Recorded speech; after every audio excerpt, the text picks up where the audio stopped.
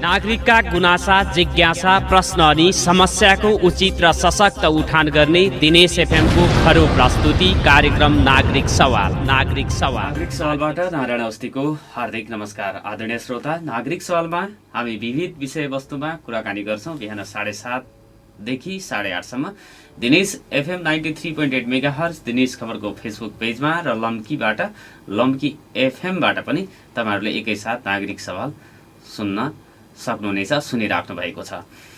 नागरिक सवालमा आज मैले कुराकानी गर्नको लागि आलोक ट्रेड कन्सर्नका सञ्चालक भोजराज भट्टलाई स्टुडियोमा निम्त्याएको छु। अस्ति शनिबार मात्रै उहाँको धनगढी उपमहानगरपालिका वडा नम्बर 4 सटकपुरमा रहेको आलोक ट्रेड कन्सर्नमा आगलागी भएर करिब 8 करोड जतिको क्षति भएको तपाईँ हामी सबैलाई थाहा भएको छ। र योभन्दा अगाडि 2064 सालमा पनि डडेलधुरामा पुस्तक पसल रहेको अवस्थामा 13 वर्ष अगाडि पनि उहाँले यसै किसिमको क्षति बेहोर्नु भएको छ।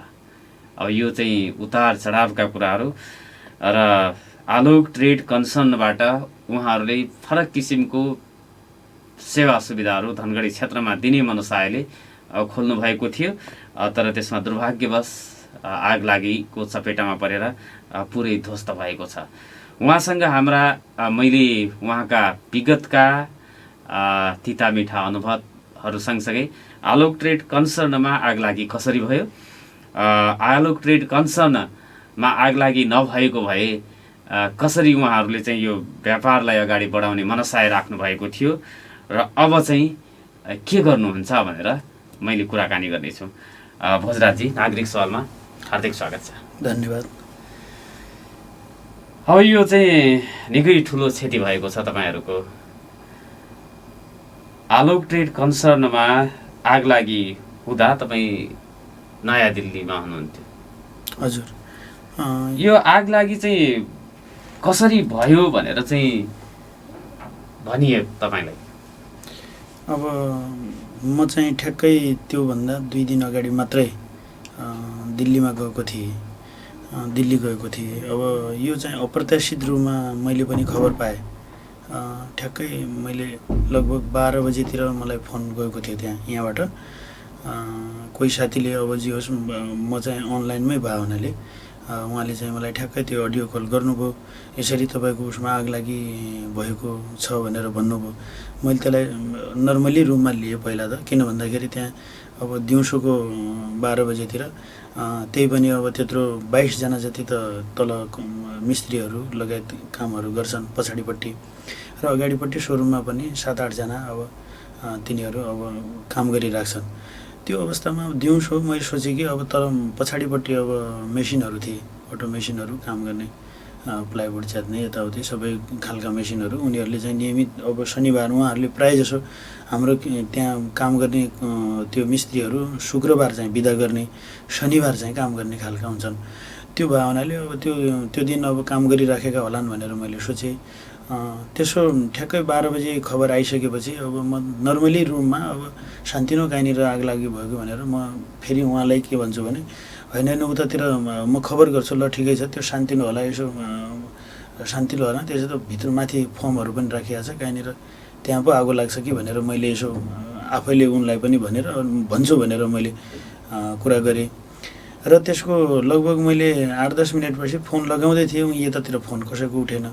अब यो अनलाइन पनि देखिरहेको छैन कसैलाई, म कता गएँ भनेर, अब किनकि डाइरेक्ट फोन लागेन त्यहाँ, अब अर्को सिम त्यतातिरको त्यस्तो हुँदो रहेछ। र एकछिन गर्दा लगभग 15-20 मिनटपछि फेरि खबर आयो। अनि 15-20 मिनटपछि खबर आउँदाखेरि मैले सबभन्दा पहिले मेरो यहाँ चाहिँ अर्को सञ्चालक हुनुहुन्छ पदम भण्डारीज्यू, उहाँ धनगढीमै हुनुहुन्थ्यो त्यति बेला। उहाँलाई फोन गरेँ। उहाँलाई फोन गरिसकेपछि उहाँले, म अहिले अतरियाबाट जाँदैछु, खाना खान यतातिर आएको थिएँ, म अहिले राजपुर पुगेँ, मैले पनि सुनेँ अहिले, र सानै होला अब त्यति उनीहरू म पुगिहाल्छु अहिले एकैछिनमा पुग्दैछु भने। अब त्यसको 5-7 मिनट होला तिनी चाहिँ पुग्या होलान्। एकछिनपछि त यसो मैले अझ फेरि त्यो अलिकति आफ्नो मनलाई पनि मानेन, हेरिहालौँ यो के भएर रहेछ भनेर म डाटा आउनै गरेर यसो हेरिरहेको थिएँ। फेरि त त्यहाँ यताबाट लाइभ देखिहालेँ मैले। मलाई लाग्छ त्यो 40-45 मिनटकै त्यो 22-23 मिनटको कति साथीहरूले त्यतिर लाइभ खिच्यो होला, त्यो अब त्यो हालेको थियो त्यसमा। यसो हेर्दाखेरि अनि त्यसपछि त्यो ठुलै आगो रहेछ। अब एक्कासी त्यत्रो भयङ्कर ठुलो आग लागि भएको देखेँ र अलिकति नर्भस पनि भएँ। तर मसँग साथीहरूको ग्रुप थियो, यहाँ चौलानी डिपार्टमेन्टलका सञ्चालकज्यू पनि सँगै हुनुहुन्थ्यो र उहाँको अर्को टिम पनि थिए, 3-4 जना सरहरू पनि थिए। अब सँगै भयो हुनाले अरे सर यस्तो आग लागि पो भए रहेछ त, यो त धेरै ठुलो भइसकेको रहेछ भनेर उहाँहरू पनि अलिकति ओहो यो त धेरै ठुलो भइसक्यो भन्दै उहाँहरूले पनि खबर गर्न थाले आफ्नो साथीहरूको सर्कलमा। त्यो गर्दा गर्दै हामीले त्यसपछि त्यो सबै कामहरू स्थगित गरेर अनि त्यसपछि बल्ल म यतातिर आइहालेँ। त्यसपछि त्यसै दिन करिब हामी 2-3 बजीतिर त्यहाँबाट फर्किहाल्यौँ सर। त्यस्तो भयो। आगो चाहिँ कसरी लाग्या रहेछ? अब यो अचम्मको कुरा छ भने त्यहाँ चाहिँ प्रायःजसो मेसिनहरू तलै छन्। अब त्यहाँ के हो भन्दाखेरि हामीले पछाडिपट्टि राउन्डिङमा चाहिँ हामीले दोस्रो तला बनाएको थियौँ।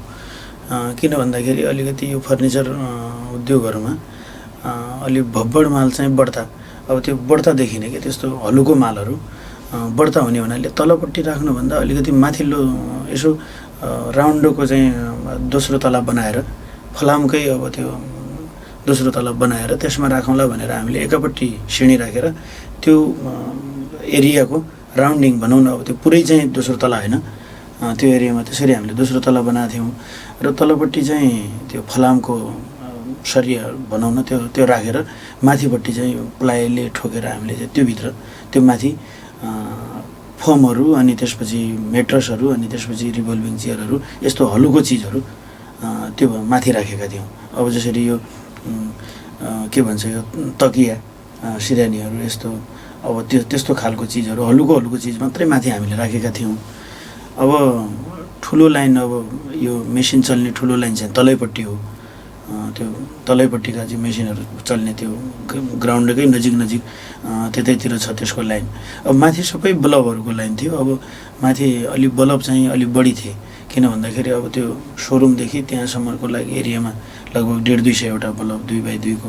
अनि यतापट्टि चाहिँ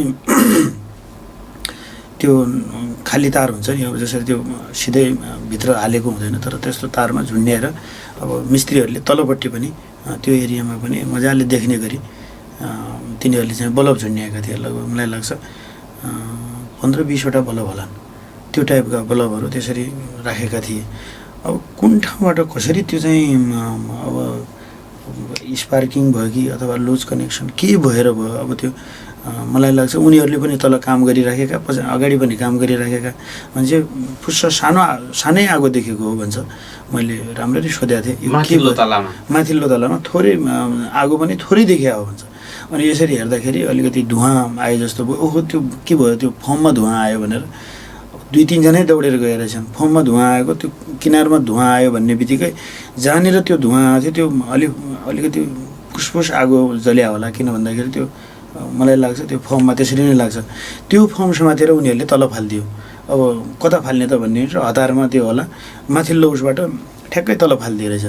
अब त्यो एरियामा तल्लो तला एरियामा के भयो भन्दाखेरि त्यहाँ सोफा बनाउने एरिया भयो। नजिकमा चाहिँ त्यो यो प्लाइवुडलाई लेमिनेसन गर्ने एक प्रकारको त्यो दाना टाइपको हुन्छ, त्यो लगभग युरिया जस्तै टाइपको हुन्छ। त्यो पोकाहरूमा जसरी बोराहरूमा आएको थियो लगभग 30-40 बोरा, किनकि अब त्यो इन्डियाबाटै ल्याउनु पर्ने, यहाँ पाउँदैन, फेरि त्यो कतै पनि पाउँदैन यहाँ। त्यस्तो टाइपको त्यो मेसिनहरूमा हालिसकेपछि त्यो मेसिनले चाहिँ त्यो केमिकल ले अनि त्यसपछि बल्ल चाहिँ त्यो लेमिनेसन गर्छ, किनारहरू लेमिनेसन गर्ने त्यस्तो टाइपको हुन्छ त्यो।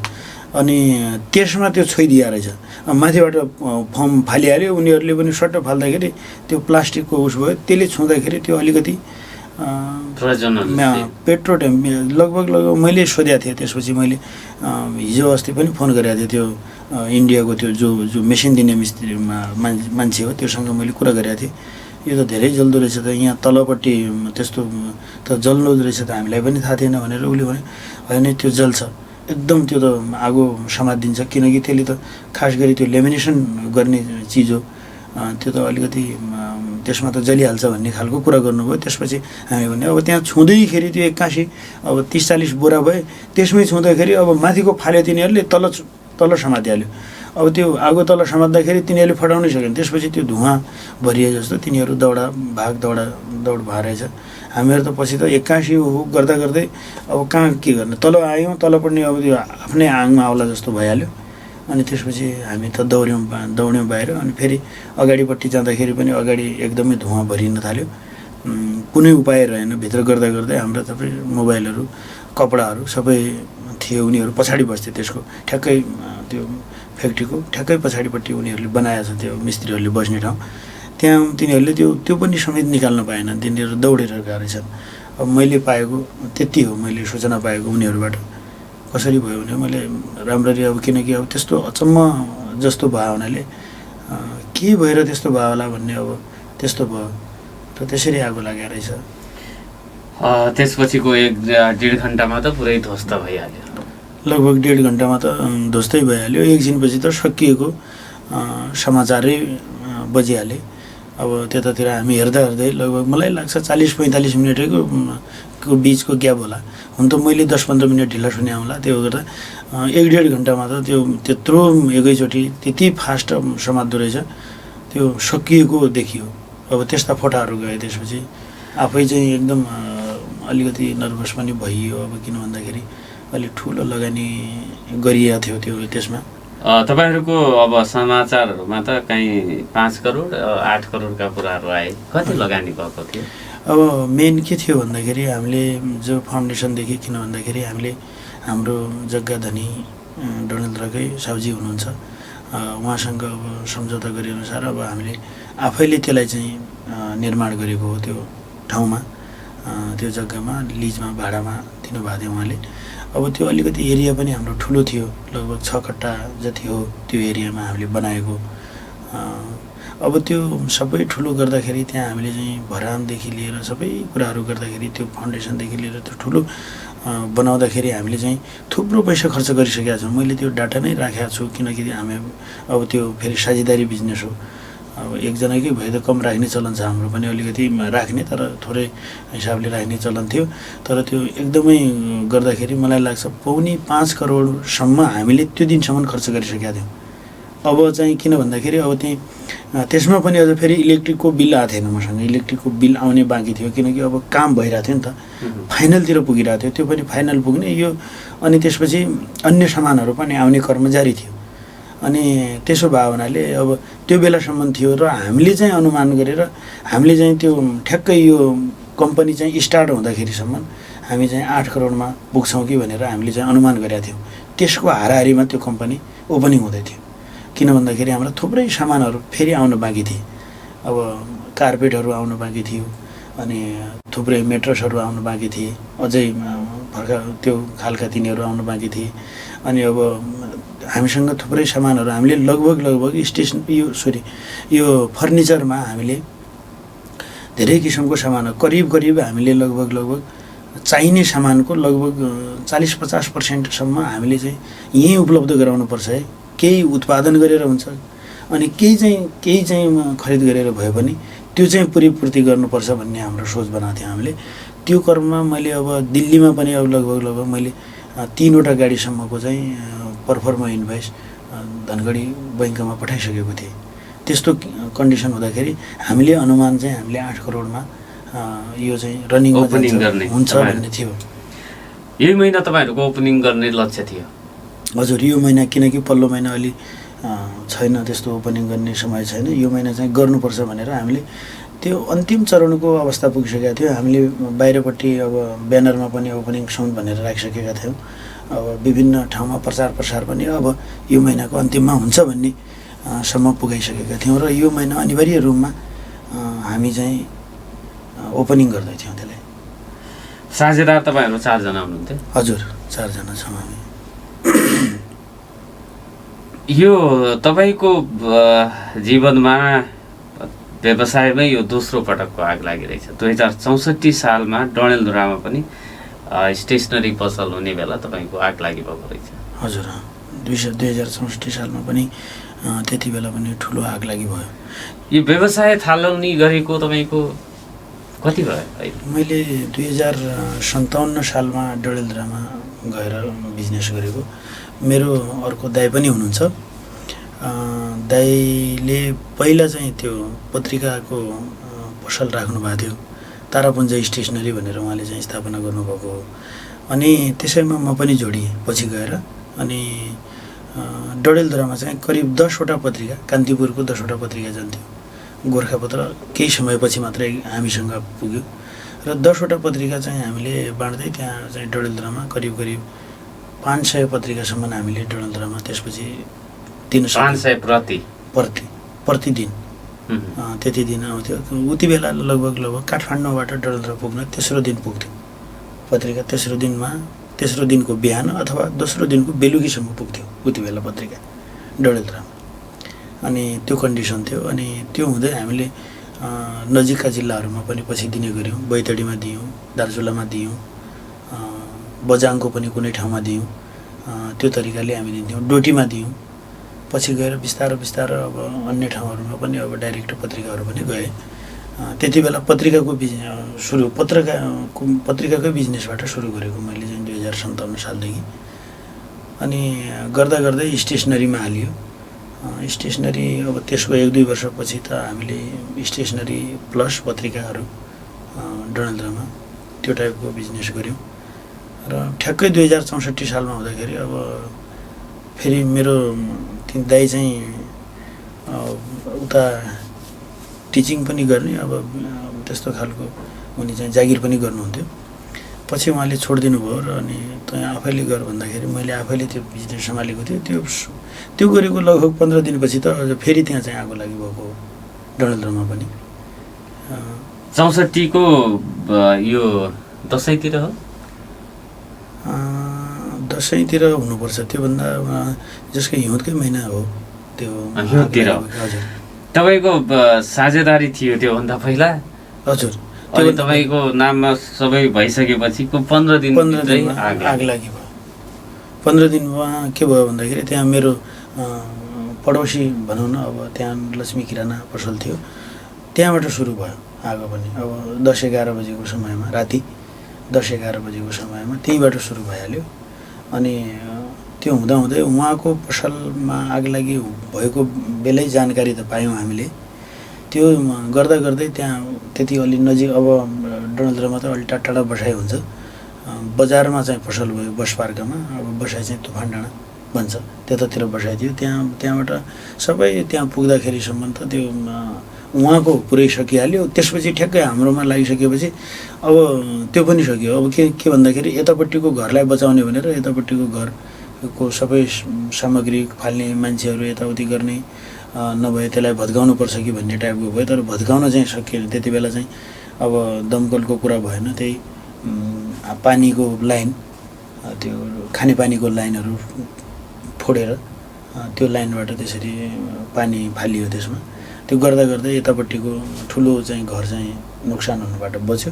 त्यो 2टा पसल ठ्याक्कै ध्वस्त भए। अनि त्यहाँको नजिकैको अर्को पसलमा सामानहरू बाहिर फाल्यो, उसको पनि यद्यपि क्षति त भइहाल्यो त्यति बेला। तर पनि अब चाहिँ पूर्ण रूपमा क्षति भएका 2टा पसल हुन् त्यति बेला पनि।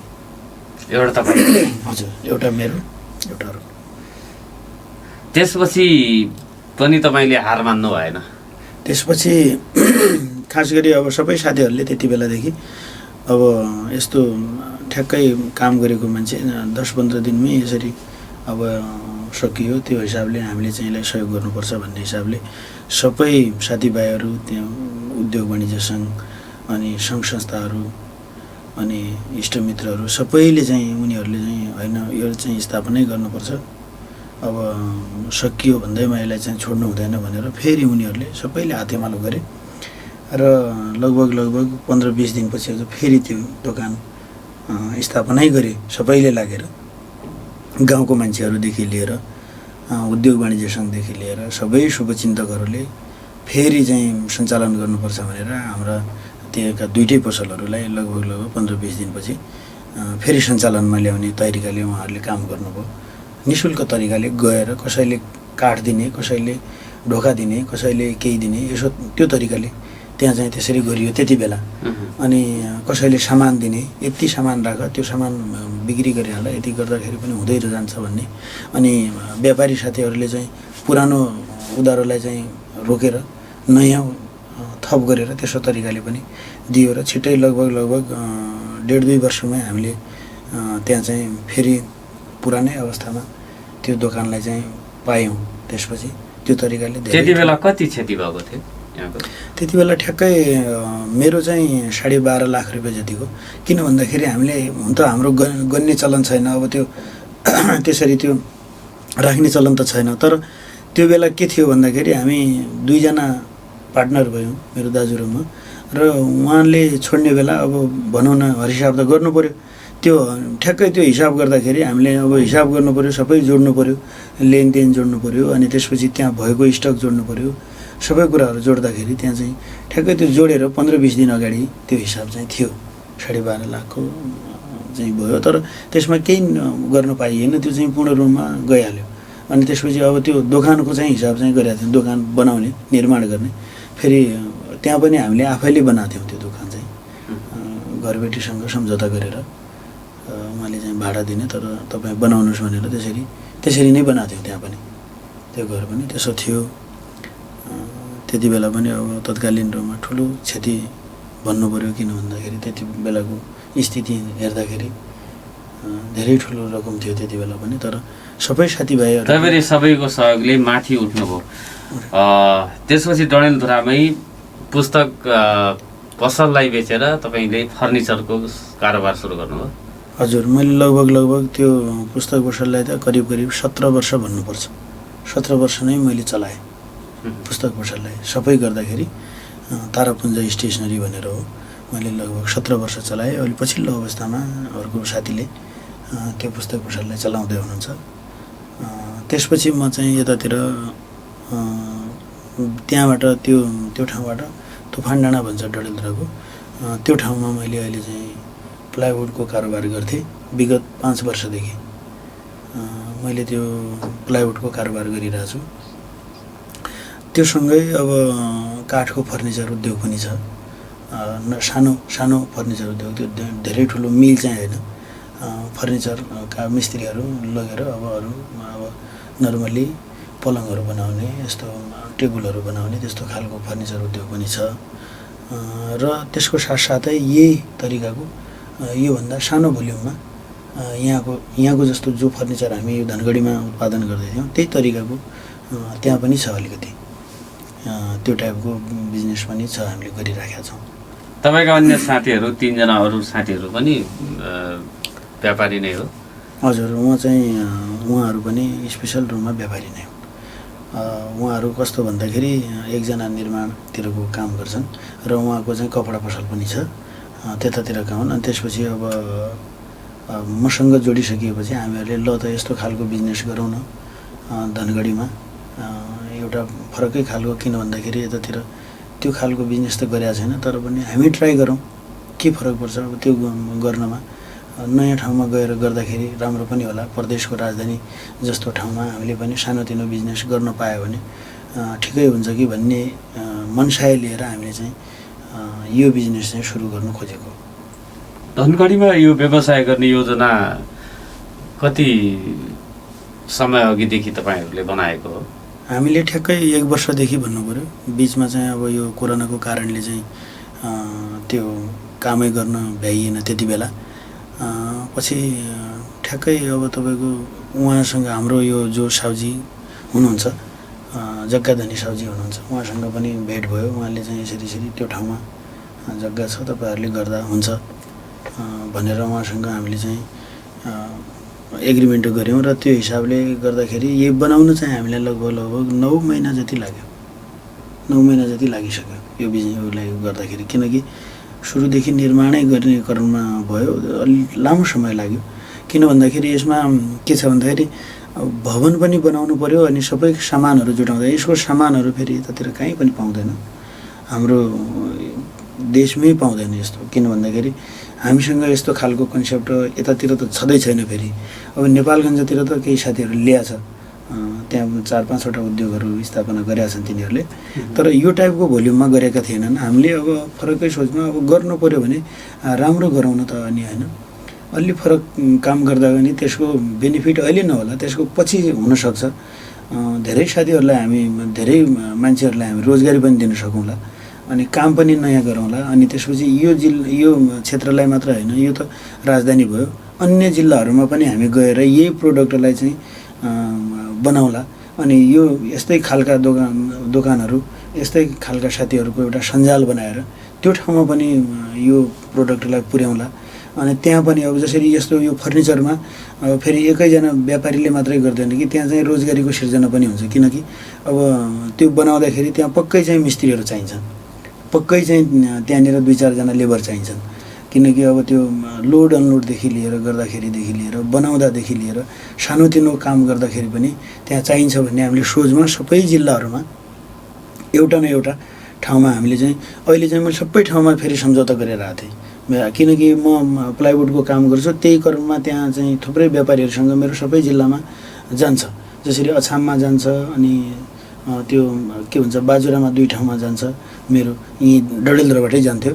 गोकुलेश्वरमा जान्छ, दार्चुलामा जान्छ, सदरमुकाम बैतडीमा जान्छ, पाटनमा जान्छ, बजाङमा 3-4 ठाउँमा जान्छ। हो त्यो तरिकाले हामीले त्यो गरेका थियौँ।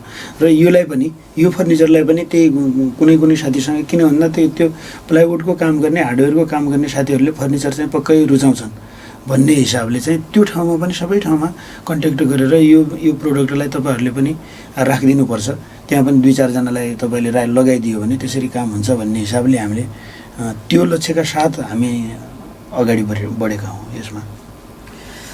आदरणीय श्रोता, नागरिक सवालमा आज भोजराज भट्ट आलोक ट्रेड कन्सर्नका सञ्चालकसँग गरिराखेको कुराकानी यहाँहरूले सुनिराख्नु भएको छ। दिनेश FM 93.8 मेगाहर्ज, लम्की एफएमबाट पनि यहाँहरूले सुनिराख्नु भएको छ नागरिक सभालाई। नागरिक सभामा छोटो व्यापारिक विश्रामको समय भएको छ। व्यापारिक विश्रामपछि म पुनः संवादमा आउनेछु र 8:15 तपाईँ श्रोताहरूका फोन कल पनि लिनेछु। 091-410-216 फोन गर्नको लागि अनुरोध गर्दै विज्ञापनमा जान्छौँ, पुनः संवादमा आउनेछु। दिनेश FM आलोक ट्रेड कन्सर्नका सञ्चालक भोजराज भट्टसँग कुराकानी गरिराखेका छौँ। अस्ति शनिबार मात्रै उहाँको त्यो व्यापारिक फर्ममा आगलागी भएको छ र भीषण आगलागीबाट सम्पूर्ण सामानहरू उहाँको जलेर खरानी भएको छ। यो कठिन घटीबाट उहाँहरू चाहिँ गुज्रिराख्नु भएको छ र उक्त कन्सर्न आलोक ट्रेड कन्सर्न सञ्चालनमा आइसकेपछि के कस्ता सुविधाहरू, के कस्ता सेवाहरू उहाँहरूले चाहिँ प्रवाह गर्ने लक्ष्य राख्नु भएको थियो भन्ने कुराहरू सोधेन भने कुराकानी चाहिँ अपुरो रहन्छ। त्यत्रो झन्डै 8 करोडको लगानीमा धनगढीमा व्यवसाय सुरु अलि फरक ढङ्गले हामीले गर्न चाहेका थियौँ भनेर चाहिँ उहाँले भनिराख्नु भएको थियो। भोजराजजी, पुनः स्वागत छ यहाँलाई। धन्यवाद। अब निकै अप्ठ्यारो अवस्थामा हुनुहुन्छ तपाईँहरू। अब यो अप्ठ्यारो स्थितिबाट पनि पार लाग्ने तपाईँहरूलाई क्षमता प्राप्त होस्, सहयोग प्राप्त होस्, शुभेच्छाहरू प्राप्त हुन् र जुन किसिमको व्यापार गर्ने मनसाय तपाईँहरूको थियो त्यसमा पुनः तपाईँहरू स्थापित हुन सक्नुहोला भन्ने हामी कामना गर्न चाहन्छौँ। यो आलोक ट्रेड कन्सर्नमा 8 करोडको लगानी फर्निचरमा लगाएर तपाईँहरूले चाहिँ कस्तो सेवा, कस्तो सुविधा धनगढीमा दिन खोजिराख्नु भएको थियो? अब खास गरी हामीले यो हेर्दाखेरि फर्निचर मात्रै देखियो, खाली फर्निचर मात्रै देखियो। हाम्रो मुख्य उद्देश्य भनेको यो प्रदेशको राजधानीमा उद्योग स्थापना गर्ने, उद्योग स्थापना गरिसकेपछि अन्य जिल्लाहरूमा पनि हामीले चाहिँ त्यसको सेवा प्रवाह गर्ने, हामीले ती उत्पादन गरेका वस्तुहरूलाई चाहिँ त्यो ठाउँसम्म पुर्याउने, सुदूरपश्चिमका सबै ठाउँमा पुर्याउने, त्यसको प्रचार भिन्न प्रकारले गर्ने भन्ने खालको हाम्रो उद्देश्य हो, मुख्य उद्देश्य। र हामीले यो फर्निचरको साथसाथै हामीले एकै फर्निचरलाई मात्र अगाडि बढेका होइन। हामीले चाहिँ जसरी यो इन्टेरियर डेकोर, खास गरी यसलाई चाहिँ अलिकति यो चाहिँ धेरै ठुलो शब्द हो हुन त अब यो होइन, तर पनि यसो बुझ्दाखेरि हामीले चाहिँ एउटा घर निर्माण गर्दाखेरि घरधनीले अब चाहिँ पिल्लरहरू खडा गर्यो र लेन्टर हाल्दै गऱ्यो भने त्यसपछिको काम चाहिँ हामी जिम्मा लिन्छौँ भनेर गर्न खोजेको हो हामीले। मेन त्यसपछिको जिम्मा हामी लिन्छौँ। तपाईँको कोठाहरू कस्तो खालको बनाउने, त्यो घरभित्रको डेकोरेसन कसरी गर्ने, तपाईँहरूले चाहिँ राख्ने पलङ चाहिँ कुन ठाउँमा राख्ने, अनि कस्तो खालको राख्ने, अनि यो घरमा कस्तो खालको अब जसरी कलर उसले अब घरधनीले गर्दाखेरि यो भित्रको सामानको चाहिँ कलर कुन खालको हुनुपर्छ, अनि अब हामीले यसो हेर्दाखेरि हामी वास्तुशास्त्रमै जाँदाखेरि त्यो पनि एउटा विज्ञान हो। त्यो तरिकाले चाहिँ हामीले चाहिँ इन्टेरियर डेकोर गर्नुपर्छ भन्ने हाम्रो सोच थियो। र जसरी किचनका कुराहरू छन्, अब भान्सा पनि अत्याधुनिक भान्साहरू बनाउँदाखेरि पनि त्यो पनि ठाउँ हेर्नुपर्ने हुन्छ। त्यही भित्रका बाथरुमहरू बनाउँदाखेरि कसरी बनाउने, त्यस्तो खालको कसरी बनाउने भन्ने खालको त्यो कन्सेप्टमा पनि हामी गएको थियौँ। त्यो गर्दाखेरि हाम्रो के थियो भन्दाखेरि यतातिर अब त्यो चलनै छैन, यतातिर त्यो चलनै छैन। तर पनि गर्दा के हुन्छ त, नयाँ कामहरू गर्दाखेरि केही न केही त फरक पर्ला भनेर हामीले चाहिँ काठमाडौँको इन्टेरियरहरूसँग चाहिँ कुरा गरेर म चाहिँ ओपनिङकै दिन उहाँहरूसँग सम्झौता हुने क्रममा थियो, किनकि हामीसँगै थिए उहाँहरूसँगै बसेका थियौँ हामी। र म चाहिँ यो महिनाको अन्तिममा ओपनिङ गर्दैछु, यहाँहरूले ओपनिङको दिनमा पनि मसँग हुनुपर्छ, किन भन्दाखेरि म ओपनिङमा पनि त्यो कुराहरू भन्छु र तपाईँसँग मेरो त्यही दिन सम्झौता हुन्छ र मैले गर्ने कामहरूमा हामीले चाहिँ फरकै देखाउँला। त्यो एउटा कुनै घर बन्ला, कुनै अफिस बन्ला, कुनै ठुलो हस्पिटलहरू बन्लान्, कुनै सङ्घ संस्थाहरू बन्लान्, त्यो ठाउँको डेकोरेसनको लागि हामी तत्पर हुनुपर्छ। र हाम्रो टिम त्योसँग हामीले, किन भन्दाखेरि त्यस्ता खालका मिस्त्री पनि हामीले लिएका थियौँ। र त्यो मिस्त्रीको साथसाथै हाम्रो उद्देश्य भनेको के हो भन्दाखेरि त्यो मिस्त्री हाम्रो क्षेत्रमा, हाम्रो देशमा अहिले उत्पादन छैनन्, तर तिनीहरूको सिक्नुपर्छ है। हामीले त्यहाँ त्योसँग चाहिँ हेल्परहरू चाहिँ यतातिरको राख्नुपर्छ र ती हेल्परहरूलाई चाहिँ बिस्तारै सिकाएर त्यो चाहिँ उहाँहरूको त्यो कपी चाहिँ हामीले पक्कै गर्नुपर्छ भन्ने कुरा थियो। किन भन्दाखेरि अहिले पनि काठमाडौँमा गर्दाखेरि हामीले चाहिँ तपाईँ छेपछेप्ती देख्नुहुन्छ, धनगढीमा पनि मैले बहुत विचार गरेँ, हाम्रो यहाँको मिस्त्रीहरूको उत्पादन धेरै कम छ। जति गर्दा पनि उहाँहरूले फिनिसिङ निकाल्ने कुराहरूमा चाहिँ अलिक पछाडि पर्नुहुन्छ। छन् धेरै खालका मिस्त्रीहरू छन् र हामीले छिमेकी देशकै त्यसको भर पर्नुपर्ने रहेछ। त्यो हिसाबले चाहिँ उहाँहरूसँग चाहिँ किनकि अब यो विदेशमा गएर पनि सिक्दैनन् हाम्रो मान्छेहरूले। किन सिक्दैनन्? उहाँहरूलाई त्यो सिक्ने अवसरै दिँदैनन्। मैले यतिसम्म विचार गरेँ कि एउटा 16-17 वर्षको केटोले त्यो मिस्त्रीले यति राम्रो उत्पादन गर्नलाई तिनीहरू अगाडि बढ्छन्। विभिन्न किसिमका सोफाहरू बनाउनलाई तिनीहरूले सबै काम, सिलाउने आफै, त्यसको डिजाइन बनाउने आफै, त्यो सबै कामहरू गर्ने त्यो 17-18 वर्षको केटाले गरिदिन्छ। हो, त्यो हिसाबले हाम्रो यहाँको पनि जनशक्तिले त्यो सिक्नुपर्छ। तिनीहरूसँगै हेल्पर काम गरेर केही नभए पनि 6 महिना नसिकेला, 1 वर्षमा त सिकेला नि, मान्छेले चासो राखेपछि त्यस्ता खालका मान्छेहरू पनि हामीले भित्र राखिदिनुपर्छ। भोलि गएर तिनीहरू अर्को ठाउँमा, जुनसुकै ठाउँमा राम्रो रोजगारी पाउन सक्छन् भन्ने हाम्रो मुख्य उद्देश्यका साथ हामी यता झरेका हौँ। र हामीले सबै कुराहरू, त्यो फर्निचरलाई मात्र होइन, फर्निचरसँग सम्बन्धित अन्य कुराहरू, धेरै कुराहरू छन् त्योसँग सम्बन्धित। किनकि डेकोरेसन सानो कुराले हुँदैन, धेरै कुराहरू चाहिन्छन्। त्यसको चाहिँ धेरै वृहतै कुराहरू छ। किन भन्दाखेरि एउटा घरै होस्, एउटा अफिसै होस्, एउटा सङ्घ संस्थै होस्, एउटा केही चिज पनि बनाउँदाखेरि त्यसपछिका जम्मै कामहरू चाहिँ त्यो यो कम्पनीले गर्नुपर्छ भनेको मतलब कतिसम्म अब सबै त नसकेला। भोलि टाइलहरूको कुरा आउँछ, माथि फल सिलिङका कुरा आउँछन्, दुनियाँदारी आउँछन्। अब त्यो त सबै नसकेला, तर केही हदसम्म हामीले चाहिँ 50% त हामीले पनि गर्न सक्नुपर्छ। यो तरिकाले गर्दै गयो भने सबैले सेवा पनि पाउँछन्, आफूले हालेको दाम अनुसारको उनीहरूले चाहिँ त्यसको फाइदा पनि पाउँछन् र उनीहरूले आत्मसन्तुष्टि पनि हुन्छ भन्ने हिसाबले हामीले फरक तरिकाले यो धनगढीमा गर्ने उद्देश्य लिएर आएका हौँ। र उद्देश्यमा प्रारम्भिक रूपमा हामीलाई राम्रै सोचमा, जसरी हामीले 1-2 महिनादेखि मान्छेहरूले हेर्ने अनि त्यसपछि त्यसको बारेमा बुझ्ने खालका प्रत्येक दिन मान्छेहरू त्यो पसलमा आउने, हेर्ने गरिराखेको। तर दुर्भाग्य भयो, अचानक अब यो ओपनिङको समयमा, तपाईँको यो ओपनिङ भइसकेपछि पनि 5-6 महिना रनिङ हुँदाखेरि पनि हामीलाई यतिको पीडा सायद हुन्थेन जस्तो लाग्छ। यो चाहिँ बिरलै पाइने घटना जस्तो भयो। सोच्दै नसोचेको भयो। यो अब गर्न सोचेको के थियो भन्ने कुरा पनि थाहा पाएन मान्छेहरूले, थाहा पाएन। किन भन्दाखेरि उहाँहरूसँग हामी चाहिँ प्रचारमै राख्न सकेनौँ। केही मान्छेहरूले अब त्यहाँ अब केही त्यो नजिकको मान्छेहरूले थाहा पाए यो चाहिँ यस्तो गर्न खोज्दैछ, यसमा चाहिँ फरक रहेछ भन्ने हेऱ्यो। उहाँ जो चाहिँ अवलोकन गर्न आए, जो हेर्न आए, उहाँहरूलाई के थियो भने यो कहिले ओपनिङ हुन्छ भनेर उनीहरू त्यो क्वेसन गर्थे। एक दोस्रो कुरा के छ यसको सेवाहरू भन्थे, त्यो सेवाहरू हेर्नलाई उनीहरू तत्पर हुन्थे, खुसी भएर जान्थे। अब मैले बनाउँदाखेरि पनि यसो गर्नुपर्ने हो है भन्ने खालको चाहिँ सोच थियो। अब त्यो सोचमा चाहिँ अहिले तत्कालको लागि ठुलै ब्रेक लागेको छ। किन भन्दाखेरि हामीले आफूसँग भएको सरसपट मागेर अनि हामीले चाहिँ काम गरिरहेको ठाउँको सबै कुराहरूको झिकेर मेरो जो पार्टनर साथीहरू छ उनीहरूले पनि त्यसरी लगानी गरेको हो। अहिले हामी बैङ्कसँग पुगेका थिएनौँ, किन भन्दाखेरि धनगढीमा हामी नयाँ हौँ। अब हामी पहाडी क्षेत्रमै काम गरेका मान्छे हौँ र यो क्षेत्रमा हामीसँग अहिले जग्गा जमिन नभएको पनि अवस्था हो, किनकि हामी सबै चाहिँ पहाडतिरकै मान्छे छौँ। अनि त्यो हुँदाखेरि हामीसँग नभएर हामी केही रोकिएका थियौँ, किनकि त्यो अब हुन त अब यसको लागि वित्तीय सेवा आवश्यक नै हुन्छ। वित्तीय सेवा नभयो भने हामी चाहिँ अधुरै रहिहाल्छौँ, तर पनि त्यसको प्रक्रियामा थियौँ।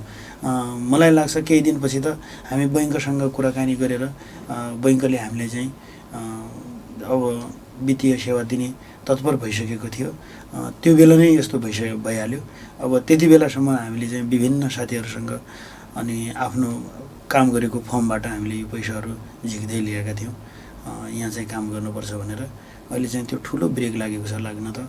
अब यसपछिको अब हुन त अब एउटा अपेक्षा छ, सबै सङ्घ संस्थाहरू पनि लागिरहेछन् जस्तो लाग्छ। अहिले जस्तो उद्योग वाणिज्य सङ्घ कैलालीले पनि तपाईँहरूलाई सहयोग गर्नको लागि आर्थिक सङ्कलनको अभियानै थालेको छ। यसरी अब सबैतिरबाट थोरै थोरै भए पनि सहयोग भयो भने त तपाईँहरू माथि उठ्न सक्नुहुन्छ होला। सकिन्छ, पक्कै सकिन्छ। उहाँहरूले अस्ति मलाई पनि बोलाउनु भएको थियो, ल तपाईँहरूको पीडा अब यस्तो भयो, त्यहीमा पनि ओपनिङ नहुँदै यस्तो भयो हुनाले यो चाहिँ अलि फरक घटना देखियो, दुःख लागेको छ। हामीहरू गरिरहेछौँ किन तपाईँ यहाँको लागि नयाँ हो र तपाईँहरूलाई चाहिँ यो ठाउँमा स्थापनै गर्नुपर्छ, विस्थापित भएर जान दिनु हुँदैन भन्ने उहाँहरूको पनि सोच पाएँ मैले। धेरै साथीहरू यहाँ मजाले लागिरहेछन्, आफ्नो सङ्घ संस्थाबाट पनि उनीहरूले कोसिस गरिरहेछन्। त्यो हुँदाखेरि कहीँनिर ऊर्जा पनि लागेको छ। हुनसक्छ म सहयोग पाइहाल्छु कि त्यो सहयोग पाएपछि म पुरानै अवस्थामा आउँछु कि भन्ने मैले त्यो सोच त राखेकै छु। अब त्यो चाहिँ निभाएको छैन, तर यसो हेर्दाखेरि यद्यपि म त्यो सहयोगबाट अलिकति पनि पछाडि भयो भने यसपछिको अवस्थामा चाहिँ म सक्दैन कि भन्ने टाइपको हो कि भन्ने जस्तो मैले आत्मामा पनि त्यो समीक्षा गरिराखेको छु। तर साथीहरूको जो लगावले यहाँहरूले यसरी गरिदिनु भएको छ, यो तरिकाले गर्दाखेरि म फेरि बनाउन सक्छु कि भन्ने पनि ऊर्जा लागेको छ। अब दुःख त भयो, अब यस्तो दैवीय उसलाई चाहिँ कसैले रोक्न सक्दैन। अब यो कसैले गरिदिया भयो, यसले फलानुले गर्यो, मेरो यस्तो गरिदियो भनेर न्याय माग्न जान्थे। अब त्यो पनि भएन। दिउँसोको कुरा त्यसरी काम गरिरहेको ठाउँमा अचानक त्यस्तो हुनु, यो चाहिँ अति अचम्मको र अति अर्को कुरा यो तपाईँहरूका लागि मात्रै होइन, अरूका लागि पनि पाठको विषय चाहिँ त पक्कै भयो। जस्तो संरचना निर्माण गर्दाखेरि पनि ख्याल गर्नुपर्ने, जस्तो बिजुली बाटै सर्ट भएर भएको छ त्यो माथिल्लो तलामा भनेपछि यो वायर कनेक्सनका कुराहरूमा बहुत संवेदनशील हुनुपर्ने चाहिँ देखियो रहेछ। यो त एकदमै रहेछ। यो अहिले चाहिँ बुझ्दाखेरि धेरै बत्तीहरू जलाउँदाखेरि पनि एउटै उसबाट समस्या भयो। अब किन भन्दाखेरि तलको सबै मेसिनहरू चले। अब नयाँ दोकान भयो, सबैले चाहिँ त्यो लाइटहरू चाहिँ सबै उज्यालो गरेर राखिदिने भए, झिलमिल्ली पारिदिने भए, त्यति बेला अब कहीँनिर के अब यस्तै हो। अब कसरी त्यो चाहिँ त्यस्तो हुन गयो। अब यसका यो कुराहरूमा पूर्व सावधानी चाहिँ थुप्रै अपनाउनु पर्ने रहेछ भन्ने एउटा पाठ चाहिँ सिकिएको छ। अरूका लागि पनि हो यो। किन भन्दाखेरि यत्रो लगानी गर्ने तर यसरी नगर्ने भन्ने खालको अलि यत्रो लगानी तर यो जस्तो आग लागि अथवा त्यस्तो दुर्घटना भयो भने त्यसको पूर्व तयारी पनि तपाईँहरूले नगर्ने, तपाईँ मात्रै होइन अरूले पनि नगरेको जस्तो त्यहाँनिर फायर अलार्मका कुराहरू, फायर एक्सटिङ्ग्विसरको कुराहरू को पनि तपाईँहरूले व्यवस्थापन नगर्न भ्याएको जस्तो देखियो। एकदमै त्यो चाहिँ अहिले हामी मजाले स्वीकारिरहेछौँ। त्यो गर्ने क्रममा त हो क्लियर। अब किन भन्दाखेरि पछि चाहिन्छ भनेर धेरै साथीहरूले मलाई त्यो सुझाव पनि दिइसकेको छ। तपाईँहरूकोमा बल्ने सामान हुन्छ, किनकि काठ हुन्छ, अनि फोम हुन्छ, अनि त्यस्तो केमिकलहरू हुन्छन्, अनि लेमिनेसन गर्ने त्यस्तो खालको गमहरू हुन्छन्, अनि यो सबै जल्ने चिज भयो हुनाले तपाईँले चाहिँ यसमा संवेदनशील हुनुपर्छ है भन्ने हिसाबले म चाहिँ त्यो कर्म गर्ने क्रममा थिएँ। तर केही यस्तै कुरा हो कि अब हाम्रो बानी नै कसो भयो भने अब गरौँला गरिहाल्ने हो, यो चाहिँ गर्ने हो भन्ने भयो। अब त्यो मान्छेले दिमागमै कन्सेप्टमै त्यस्तो कुरै नराख्ने किसिमको बानी छ। मेरै नहोला कि अरूको पनि हो, अब होला जस्तो लाग्छ मलाई। तर म गर्ने चाहिँ क्रममा थिएँ, किन भन्दाखेरि ठुलो यदि त्यहाँनिर त्यो भइदिया भएपछि त्यो सिप त्यहाँ काम गर्न लागेको कर्मचारीहरूको पनि भइदिएको भए, तपाईँहरूसँग फायर एक्सटिङ्ग्विसरै मात्रै पनि भइदिएपछि आग लागि नहुँदो रहेछ। बस्थ्यो सर, बस्थ्यो, त्यो पनि बस्थ्यो। अनि त्यसले गर्दाखेरि ल पछाडि पनि केही क्षति भयो भने अगाडि त्यत्रो सोरुम चाहिँ केही हुन्थेन, किनकि ठुलो सोरुम थियो। 7,500 स्क्वायर फिटमा त हाम्रो सोरुम मात्रै छ, बनाएको सोरुम मात्रै थियो 7,500 स्क्वायर फिटमा। अब ठुलो सोरुम, त्यही पनि 2 तलाको थियो।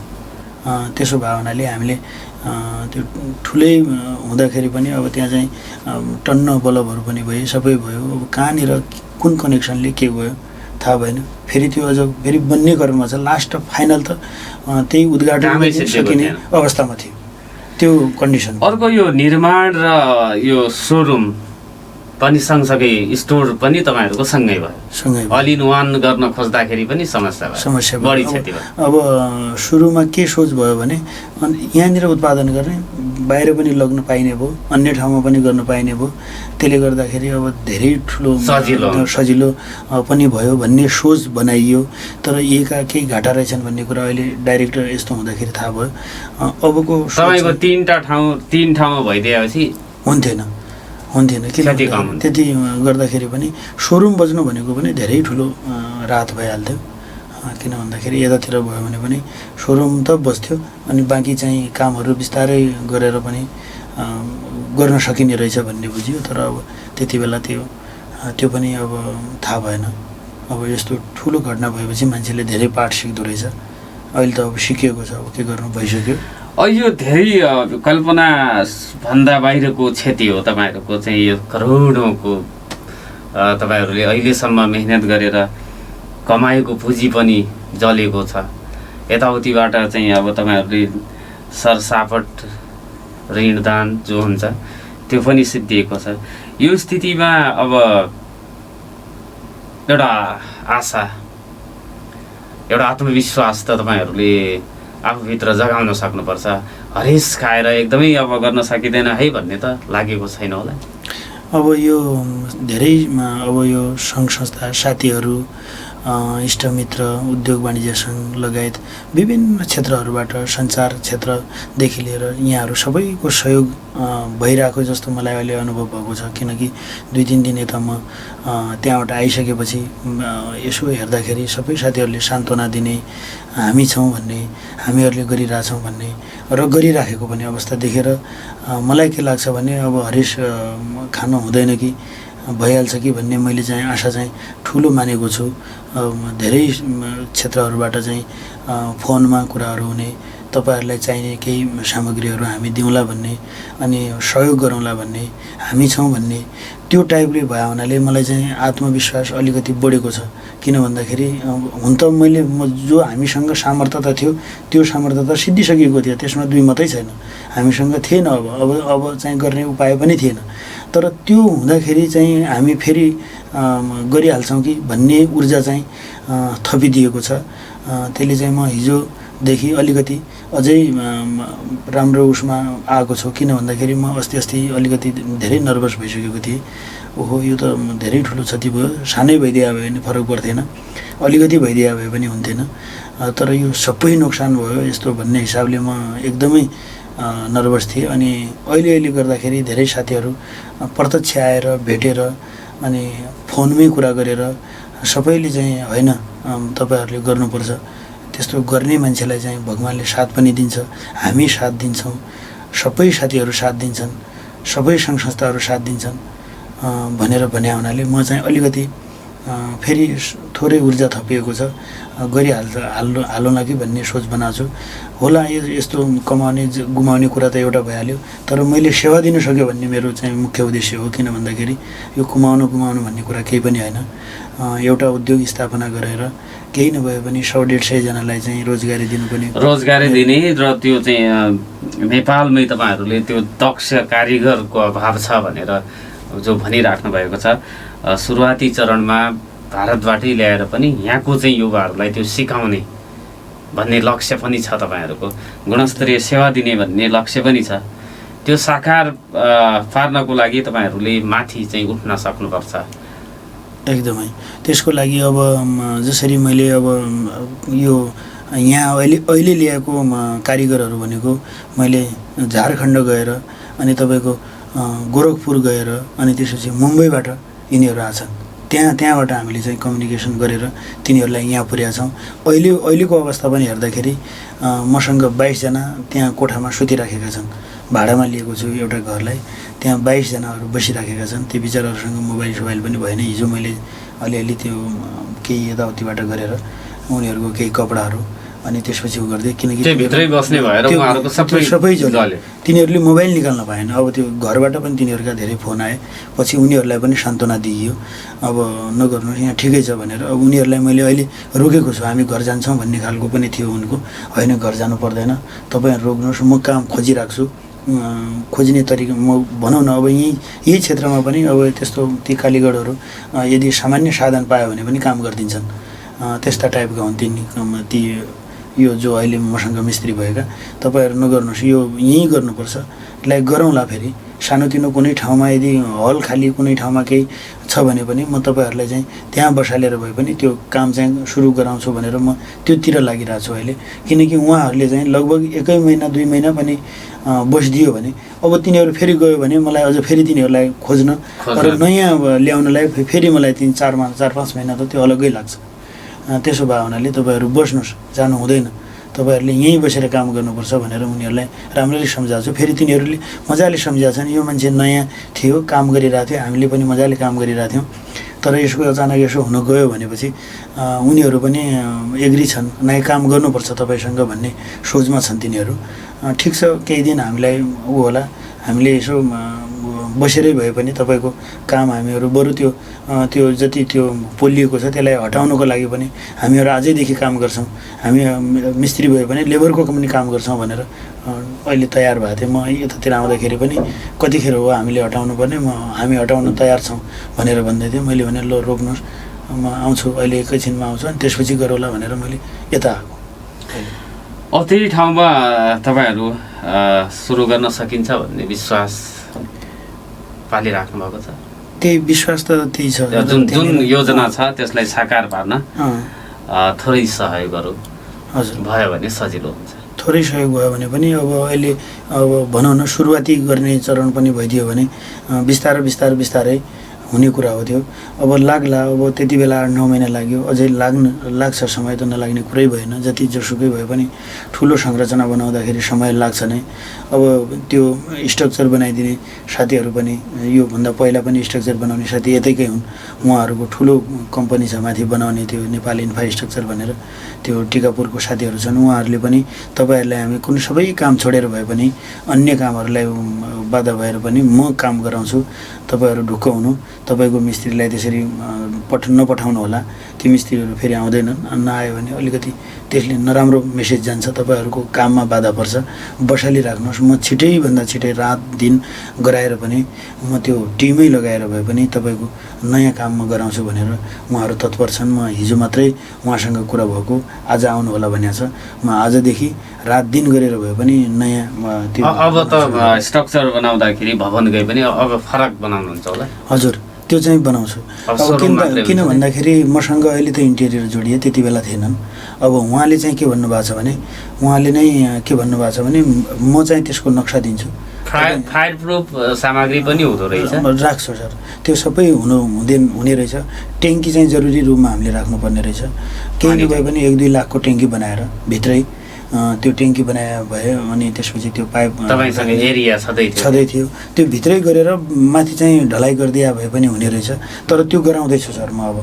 अब आज म त्यहाँ पनि त्यो सम्झौता पनि एकचोटि हाम्रो जग्गाधनी ज्यूसँग पनि भेट्छु, यसो भएको छ भनेर उहाँले चाहिँ अब अनुमति दियो भने त्यो तरिकाले म चाहिँ त्यो अगाडि बढाउँछु सर। अब त्यो तरिकाले गर्ने सोच बनाएको छु मैले। अब अहिले जान्छु म एकछिनपछि त्यहाँ। भोजराजी, कार्यक्रमको अन्तमा छौँ। अब यो तपाईँको यो पीडालाई शब्दमा अभिव्यक्त गरेर मात्रै पनि हुँदैन, सबैले अब शुभेच्छुकहरू देश विदेशमा रहनुभएकाहरूले तपाईँलाई थोरै थोरै पनि सहयोग गर्यो भने माथि उठ्न सक्ने एउटा चाहिँ विश्वास त्यहाँनिर छ। अर्को विश्वास अब तपाईँहरूभित्रै हुनुपर्छ, हामी पछि हट्दैनौँ भन्ने। त्यसपछिको सहयोग त बाहिरबाट चाहिँ भइहाल्छ, हुनु पनि पर्छ। उद्योग वाणिज्य सङ्घ कैलालीले पनि त्यसको नेतृत्व गरिराखेको छ। शुभेच्छुक अन्य सङ्घ संस्थाहरू, फर्निचर व्यवसायहरूले पनि सहयोग गर्नुपर्छ भनेर चाहिँ भनिएको हामीले पनि सुनिराखेको स्थिति छ। अब चाहिँ आम सर्वसाधारणलाई चाहिँ के भन्न चाहनुहुन्छ? अब यो चाहिँ अप्रत्याशित घटना थियो। यो अप्रत्याशित घटना पनि अब म आफै खुद बाहिर भएको अवस्था थियो र यहाँ त्यो हुँदाहुँदै पनि सबै सङ्घ संस्थाहरूले सहयोग गरेको, अब यहाँको जनतादेखि लिएर यहाँका आम साथीहरू, आम जनताहरूले चाहिँ यो सहयोग गरेको देखिएको छ। अब उहाँहरूको अझै फेरि उहाँहरूको आशा भनौँ न, अब त्यो कम्पनीलाई चाहिँ स्थापना गर्नुको लागि म फेरि लागि पर्नेछु। उहाँहरूको साथ सहयोग सद्भाव अनि सबैले गर्दाखेरि मलाई चाहिँ अझै फेरि ऊर्जा लागिराखेको छ र मैले चाहिँ फेरि म छिटोभन्दा छिटै चाहिँ यही सेवा दिनको लागि तत्पर हुनेछु उहाँहरूसँग भन्छु र उहाँहरूलाई म हृदयदेखि नै धन्यवाद पनि दिन चाहन्छु। उहाँहरूले चाहिँ त्यस्तो सहयोग गर्नुभएको छ, फोनबाट होस्, व्यक्ति भेटेर होस्, सहयोगले होस्, हर प्रकारले उहाँहरूले चाहिँ मलाई चाहिँ ऊर्जा दिएको छ। नातिनु होला, त्यस्तो अप्ठ्यारो नमान्नु होला, हामी साथमा छौँ, हामी तपाईँहरूलाई सहयोग गर्छौँ, अझै यसलाई चाहिँ बनाउनुपर्छ, यस्तो खालको तपाईँले कन्सेप्ट लिनुभएको छ भने यसलाई चाहिँ पुरा गर्नुपर्छ।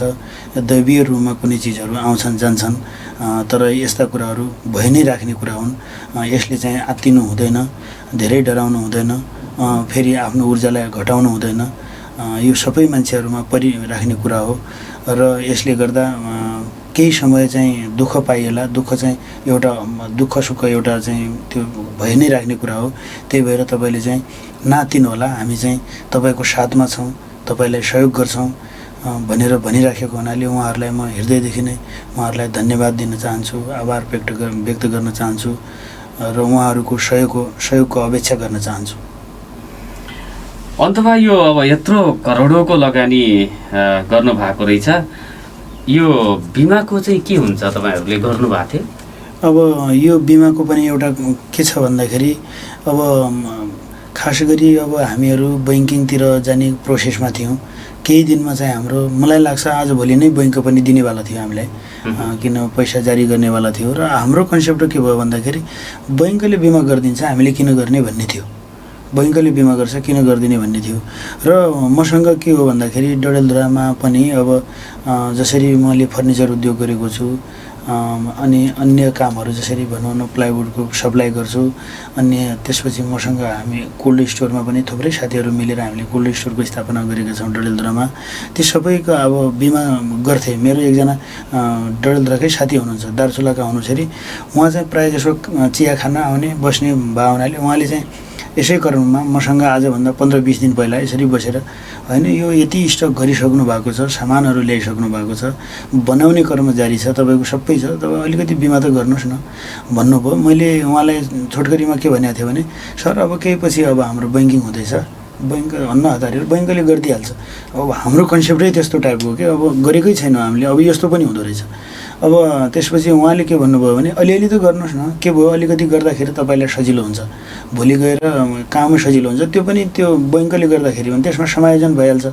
मानव बैङ्कले भोलि 10 करोडको तपाईँको बिमा गर्ला, अथवा 8 करोडको तपाईँको लगानी भयो, 8 करोडको बिमा गरिदिएला र त्यति बेला तपाईँले 2-3 करोड अहिले गरिराख्यो भने पछि अरू बाँकी उसले गरिहाल्छ भन्ने सोच बनाएर उहाँले चाहिँ धेरै चोटि, लगभग मलाई लाग्छ 3-4 दिन उहाँले चाहिँ दैनिक चिया खाना आउने बस्ने आइराख्नुहुन्छ। त्यहाँ नजिकै हुनुहुन्छ, उहाँ चाहिँ दार्चुलाको मान्छे हुन्, त्यो म्यानेजर बसिराख्ने हुनाले उहाँले भन्नुभयो। अनि एक दिन मैले ल ठिकै छ गरिदिनु नि त, अब अलिअलि गरिदिनु भने ल हुन्छ म गरिदिन्छु, तपाईँले चाहिँ बिमा गर्नुपर्छ, यो स्टकहरू कति छ म सबै यो फोटो पनि लिन्छु र गरिदिन्छु भनेर उहाँले चाहिँ मजाले गरिदिनु भयो। अनि 3 करोडको मैले अहिले बिमा गरेँ, पछि चाहिँ तपाईँले 5-6 करोडको पछि गर्नु पर्ला त्यो बैङ्कमै समायोजन भइहाल्छ, तपाईँ नडराउनु होला, गरिराख्नुपर्छ है बिमा भनेर। ती खालि 15-20 दिन अगाडि मात्रै मैले चाहिँ त्यो कुरा भएको, मलाई लाग्छ त्यो बिमा लेख्दा लगभग मलाई लाग्छ 12 हो कि 13 दिन भयो होला जारी भएको।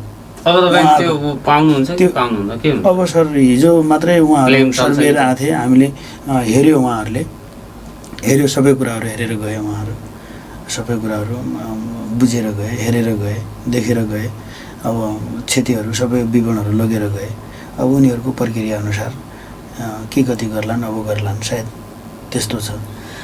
र साथमा तपाईँहरूका अन्य यो चाहिँ उद्योग वाणिज्य सङ्घ लगायतका शुभेच्छुक सङ्घ संस्थाहरू, फर्निचर व्यवसायहरू, अब शुभेच्छुक सबैले सहयोग चाहिँ गर्ने एउटा जमर्को गर्नुभयो भने तपाईँहरूले पनि आत्मबललाई अझ बलियो बनाएर जुन किसिमले सेवा दिन खोज्नु भएको थियो त्यही किसिमले स्थापित हुने तपाईँहरूलाई शक्ति प्राप्त होस् भन्ने हामी पनि कामना गर्न चाहन्छौँ। संवादको लागि समय दिनुहोस्, धन्यवाद। धेरै धेरै धन्यवाद हजुरलाई पनि र एफएमलाई पनि।